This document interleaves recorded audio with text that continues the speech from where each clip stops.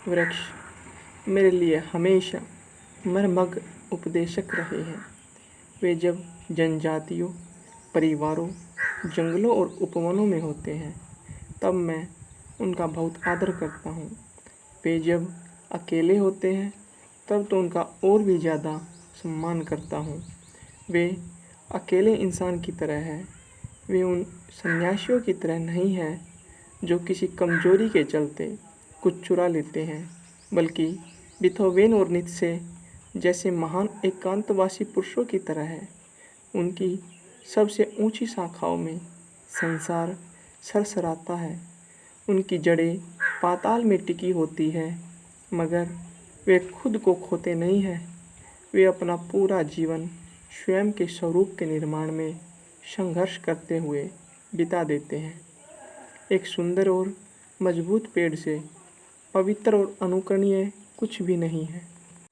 जब एक पेड़ काटा जाता है और सूर्य के सामने अपना नग्न मृत्यु घाव प्रकट करता है तो कोई उसके तन की चमकदार डिस्क में उसका पूरा इतिहास पढ़ सकता है।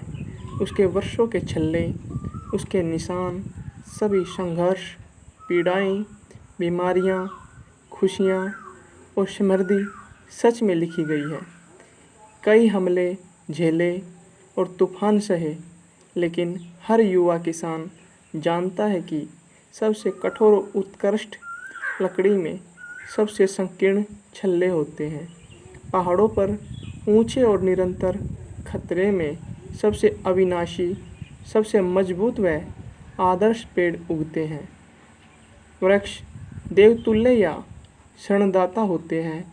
जो कोई उनसे बात करना जानता है और उनकी बात सुनता है, वह सत्य का ज्ञान प्राप्त कर सकता है।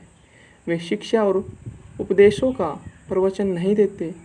वे विशिष्टताओं से विचलित हुए बिना जीवन के प्राचीन नियम का उपदेश देते हैं।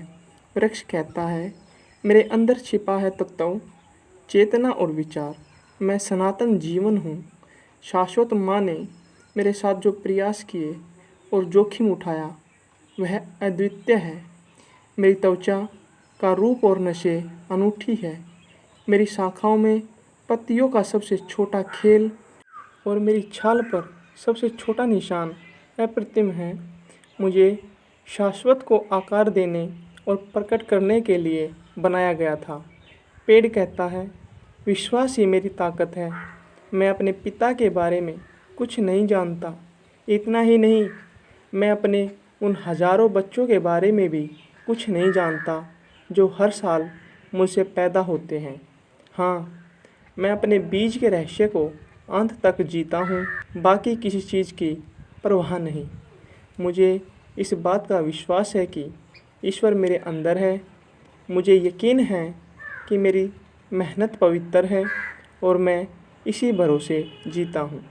जब हम परेशान होते हैं तथा अपने जीवन को और अधिक सहन नहीं कर पाते, तब एक पेड़ हमसे कुछ कहता है, शांत रहो, अभी भी हो, मेरी तरफ देखो। जीवन आसान नहीं है और जीवन कठिन भी नहीं है। ये बचकानी बातें हैं। ईश्वर को अपने भीतर बोलने दो, तब तुम्हारे विचार शांत हो जाएंगे। तुम चिंतित हो क्योंकि तुम्हारा रास्ता माँ और घर से दूर जाता है, लेकिन हर कदम और हर दिन तुम्हें फिर से माँ के पास ले जाता है। घर न इधर का है न उधर का। घर या तो तुम्हारे भीतर है या फिर घर कहीं है ही नहीं। पेड़ों के विचार लंबे होते हैं। वे लंबी सांस लेते हैं और आराम करते हैं, ठीक वैसे ही जैसे उनका जीवन हमसे लंबा होता है। वे हमसे ज़्यादा बुद्धिमान हैं केवल तब तक जब तक हम उनकी बात नहीं सुनते। लेकिन जिसने भी पेड़ों की बात सुनना सीख लिया, तब वह पेड़ होना नहीं चाहेगा। यही उसका घर है, यही खुशहाली है।